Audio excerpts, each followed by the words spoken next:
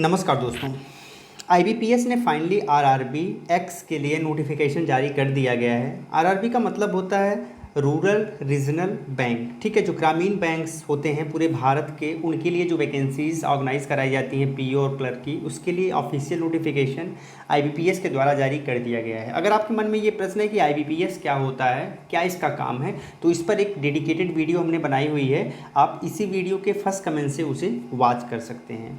ठीक है, तो फाइनली इसका नोटिफिकेशन जारी कर दिया गया है। आप 8 जून 2021 से इसे अप्लाई कर सकते हैं। 28 जून 2021 इसकी लास्ट डेट है, तो तब तक आप इसे अप्लाई कर लेना है आपको।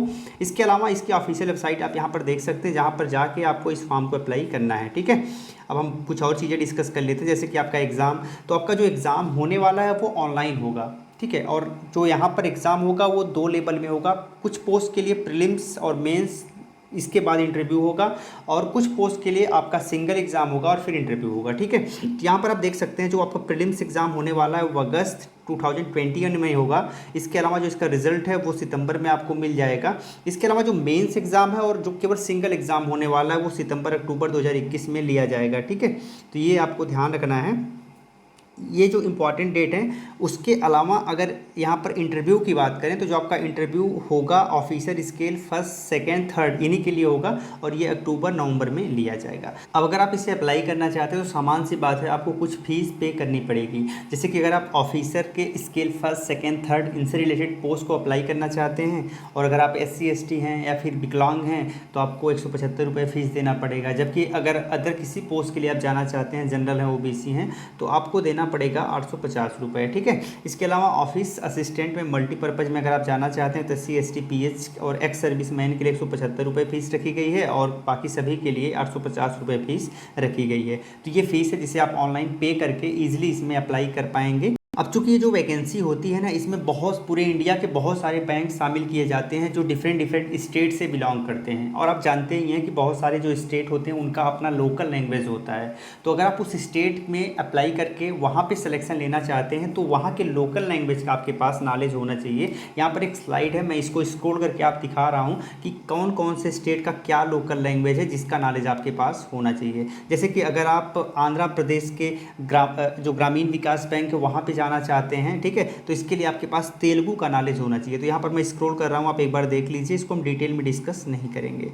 ठीक है, तो आप स्क्रीनशॉट लेके रख सकते हैं। इनसे रिलेटेड आपके पास अगर लोकल लैंग्वेज है तभी आप उस स्टेट के पर्टिकुलर वैकेंसीज में अप्लाई कर पाएंगे। चलिए हम इनके उम्र के बारे में जान लेते हैं। तो अगर आप ऑफिसर स्केल थर्ड के सीनियर मैनेजर के पोस्ट पे जाना चाहते हैं तो कम से कम 21 वर्ष तो आपकी उम्र होनी चाहिए, अधिकतम 40 वर्ष तक आप इसे अप्लाई कर सकते हैं। ठीक है, इसके अलावा ऑफिसर स्केल सेकेंड के मैनेजर के पोस्ट पे जाना चाहते हैं तो 21 वर्ष से 32 वर्ष यहाँ पर इस लिमिट है। इसके अलावा अगर आप ऑफिसर स्केल फर्स्ट में जाना चाहते हैं, जिसे असिस्टेंट मैनेजर के नाम से जाना जाता है, तो यहाँ 18 से लेकर 30 वर्ष आपकी एज होनी चाहिए। इसका मतलब ये होता है कम से कम 18 वर्ष और अधिकतम 30 वर्ष तक आप इसे अप्लाई कर सकते हैं। कुछ केसेस में यहाँ पर रिलैक्सेशन मिल जाएगा, जैसे कि अगर आप SC ST OBC हैं तो आपको रिलैक्सेशन एज में मिल जाएगा। जो नेक्स्ट है वो है ऑफिसर असिस्टेंट मल्टीपर्पज़। यहाँ पर 18 से 28 आपकी एज होनी चाहिए। इस एज क्राइटेरिया के अंतर्गत आप इसे अप्लाई कर पाएंगे। अब किसी कितनी छूट हम देख लेते हैं। तो अगर आप SC ST हैं तो 5 वर्ष आपको एज में छूट मिल जाएगी।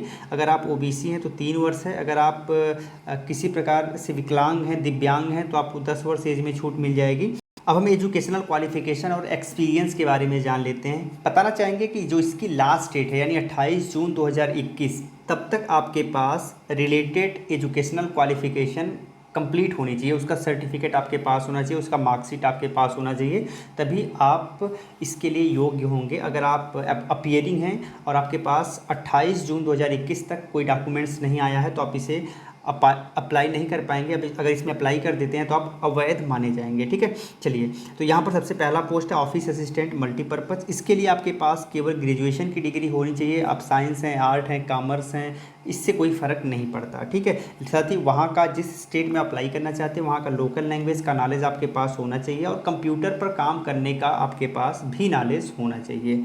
ठीक है, इसके अलावा जो सेकंड पोस्ट है officer scale first assistant manager इसे बोला जाता है, इसके लिए भी आपके पास ग्रेजुएशन होना चाहिए।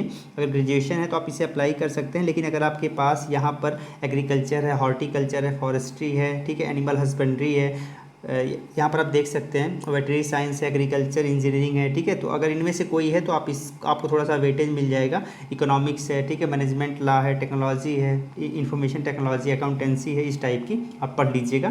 तो यहाँ पर इसके साथ आपके पास लोकल लैंग्वेज का नॉलेज होना चाहिए और कंप्यूटर पर काम करने का तजुर्बा होना चाहिए। किसी प्रकार का एक्सपीरियंस नहीं है यहाँ पर मांगा गया, वर्क एक्सपीरियंस।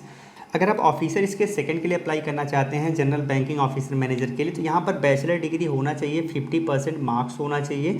और बैचलर डिग्री जो आपका है वो बैंकिंग में हो, फिनेंस में हो, मार्केटिंग में, एग्रीकल्चर में, हॉर्टिकल्चर में, फॉरेस्ट्री में हो, एनिमल हस्बेंड्री में हो, वेटनरी साइंस में हो, एग्रीकल्चर इंजीनियरिंग में हो, ठीक है, पीसीकल्चर में हो, या फिर एग्रीकल्चर मार्केटिंग में हो, ठीक है, कॉपरेशन में हो। इसके अलावा information technology, management law, economics, accountancy, इनमें से अगर किसी में है तो आप इसे अप्लाई कर पाएंगे। साथ ही 2 वर्ष का काम करने का अनुभव होना चाहिए बैंक या फिर किसी फाइनेंशियल इंस्टीट्यूशन में, तो आप इसे अप्लाई कर सकते हैं। Next officer scale second, specialist officer manager के लिए, तो इसके लिए भी आपके पास बैचलर डिग्री होना चाहिए, चाहे इलेक्ट्रॉनिक्स में हो, कम्युनिकेशन में हो, इन्फॉर्मेशन टेक्नोलॉजी में हो, कंप्यूटर साइंस में हो, ठीक है। तो आप इसे अप्लाई कर पाएंगे। 50% मार्क्स यहाँ पर भी मांगा गया है और कम से कम आपके पास कोई सर्टिफिकेट इनमें से कुछ भी होना चाहिए, जैसे ASP, PHP, C++, जावा, VB, VC, OPC, OCP, ठीक है। तो इनमें से कोई सर्टिफिकेट भी आपसे मांगा गया है, ठीक है। और 1 वर्ष का आपके पास वर्क एक्सपीरियंस भी होना चाहिए। अगर आप CA के लिए जाना चाहते हैं तो यहाँ पर आपके पास CA से रिलेटेड सर्टिफिकेट होना चाहिए और 1 वर्ष का यहाँ पर काम करने का भी अनुभव होना चाहिए। और लॉ ऑफिसर में जाना चाहते हैं तो आपके पास 50% मार्क्स आपके लॉ के बैचलर डिग्री में होना चाहिए और 2 वर्ष का एडवोकेसी में आपके पास एक्सपीरियंस होना चाहिए। अगर आप ट्रेजरी में जाना चाहते हैं तो आप CA हों या फिर MBA फिनेंस में हों तो अप्लाई कर सकते हैं और 1 वर्ष का यहाँ पर रिलेटेड फील्ड में काम करने का अनुभव होना चाहिए। मार्केटिंग ऑफिसर के लिए भी है, यहाँ पे MBA मांगा गया है और 1 वर्ष का काम करने का अनुभव। और एग्रीकल्चर ऑफिसर में अगर आप एग्रीकल्चर से कोई आपके पास बैचलर की डिग्री है तो आप इसे अप्लाई कर सकते हैं। साथ ही 2 वर्ष का यहाँ पर एक्सपीरियंस मांगा गया है। अधिक जानकारी के लिए आप इसे पढ़ सकते हैं। चलते हैं अगले पोस्ट पे, officer scale third, senior manager. और इसके लिए क्या है कि आपके पास बैचलर डिग्री होनी चाहिए 50% मार्क्स के साथ, ठीक है। और इसके अलावा अगर आपके पास डिग्री डिप्लोमा हो बैंकिंग में, फिनेंस में, मार्केटिंग में, एग्रीकल्चर में, हॉर्टिकल्चर, फॉरेस्ट्री में, एनिमल हस्बेंड्री में, वेटनरी साइंस में, एग्रीकल्चर इंजीनियरिंग में, PC कल्चर में, ठीक है, एग्रीकल्चर मार्केटिंग में, cooperation, information technology, management law, economics, accountancy, तो आप इसे अप्लाई कर सकते हैं। 5 वर्ष का एक्सपीरियंस आपके पास होना चाहिए, ठीक है, किसी बैंक में या फिर फाइनेंशियल इंस्टीट्यूशन में एज ए ऑफिसर, तो आप इसे अप्लाई कर पाएंगे। अब जो आपका एग्ज़ाम होने वाला है वो ऑनलाइन होगा, ये तो मैंने पहले ही कंफर्म कर दिया था। कंप्यूटर पर बैठ के आपको एग्ज़ाम देना पड़ेगा। इसके लिए बायोमेट्रिक ऑथेंटिकेशन काफ़ी अच्छा होता है, तो आपके पास एक वैलिड प्रूफ आप लेकर जाएं एग्ज़ाम सेंटर पर, अदरवाइज़ प्रॉब्लम हो सकती है।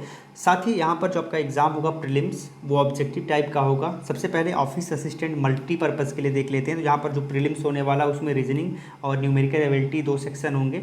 40 क्वेश्चन पूछे जाएंगे, 40 मार्क्स के होंगे। इस हिसाब से अगर देखा जाए तो 80 क्वेश्चन 80 मार्क्स का होगा, 45 मिनट का आपके पास टाइम होगा। और अगर आप ऑफिसर स्किल फर्स्ट के लिए जाना चाहते हैं तो यहाँ पर आपको रीजनिंग एंड क्वांटिटेटिव एप्टीट्यूड का एग्जाम होगा। 40 क्वेश्चन होंगे, 40 मार्क्स के होंगे, यानी 80 क्वेश्चन 80 मार्क्स के 45 मिनट में सॉल्व करना पड़ेगा, ठीक है। तो ये आपको ध्यान रखना है। एंड इसी के कट ऑफ के बेसिस पर आपको मेंस में क्वालिफाई कराया जाएगा। एंड यहाँ पर जो मेंस का एग्ज़ाम होगा वो भी ऑब्जेक्टिव टाइप का होगा। बेसिकली यहाँ पर ऑफिस असिस्टेंट मल्टीपर्पज़ के लिए जो मेंस का एग्ज़ाम होने वाला है, जिसमें कुल 5 सेक्शन होंगे। Reasoning, computer knowledge, general awareness, इसके अलावा English language, Hindi language, numerical ability.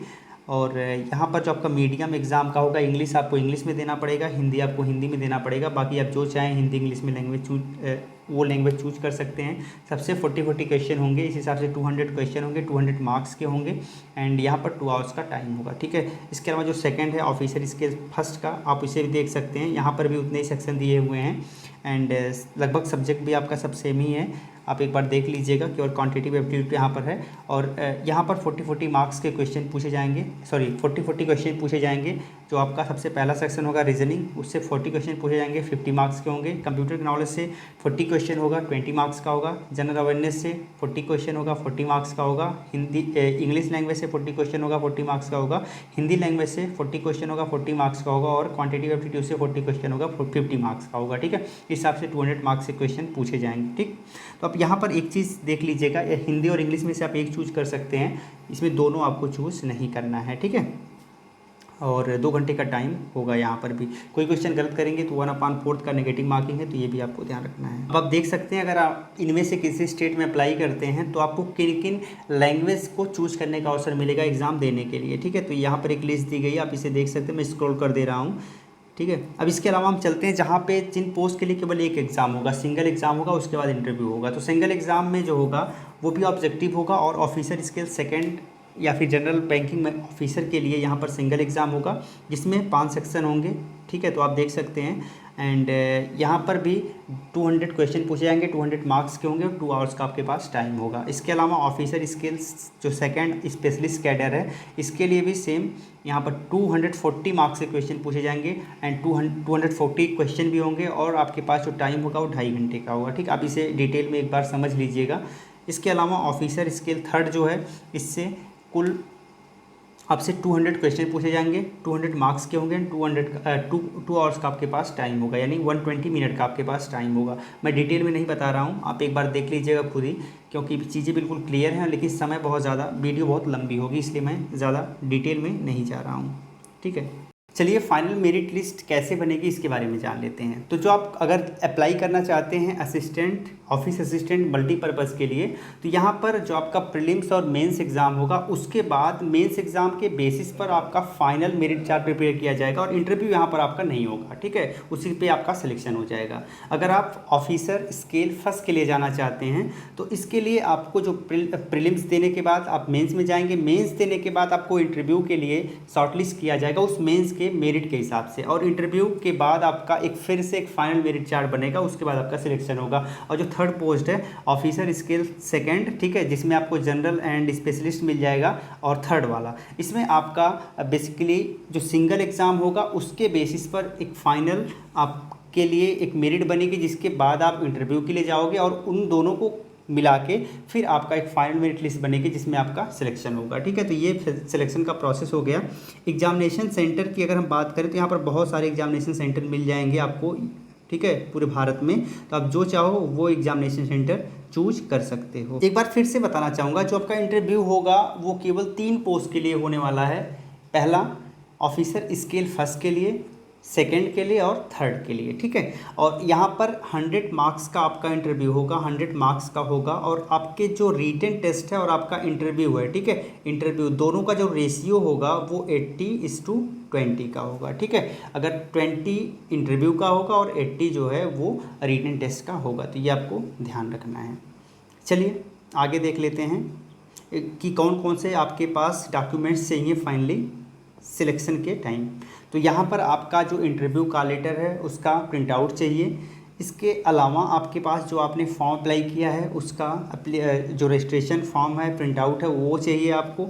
इसके अलावा डेट ऑफ बर्थ के लिए आपके पास कोई प्रूफ होना चाहिए, जिसके लिए सर्टिफिकेट आप अगर 10th का देंगे तो वो चल जाएगा, मार्कशीट सर्टिफिकेट। इसके अलावा आपके पास कोई फ़ोटो आईडी प्रूफ चाहिए, ठीक है। आपने जितने आपके पास क्वालिफ़िकेशन है उसकी मार्कशीट चाहिए, ठीक है। ये इसके अलावा अगर आपके पास कोई एक्सपीरियंस है तो वो सर्टिफिकेट चाहिए, एक्सपीरियंस सर्टिफिकेट चाहिए, कास्ट सर्टिफिकेट चाहिए अगर आप किसी कास्ट से रिजर्वेशन लेते हैं, इनकम सर्टिफिकेट चाहिए, ठीक है। अगर आपके पास कोई डिसेबिलिटीज़ है तो उससे रिलेटेड सर्टिफिकेट चाहिए। तो ये सारे के सारे सर्टिफिकेट्स आपको देना है। अगर आप एक्स सर्विस मैन हैं तो एक्स सर्विस मैन से रिलेटेड सर्टिफिकेट आपको सबमिट करना पड़ेगा, ठीक है। तो ये सारी चीज़ें आपको, ये सारे सर्टिफिकेट्स आपको सबमिट करने पड़ेंगे। तो लगभग बहुत सारी बातें हमने आज की इस वीडियो में कर ली और लगभग सारी चीज़ें आपको क्लियर हो गई होंगी। आप बताइए आपका सेशन कैसा लगा। अगर अच्छा लगा हो तो इसे ज़्यादा से ज़्यादा शेयर करिएगा, व्हाट्सएप, फेसबुक पर, इंस्टाग्राम पर आप इसे शेयर करिएगा, जिससे ये वीडियो बहुत से लोगों तक पहुँचे। और हाँ, अगर आपको हमारा सेशन अच्छा लगता है तो आप हमें लाइक करिए, हमें सब्सक्राइब करिए, ठीक है। तो ये भी करना बिल्कुल नहीं भूलिएगा। फिर मिलते हैं, तब तक के लिए जय हिंद।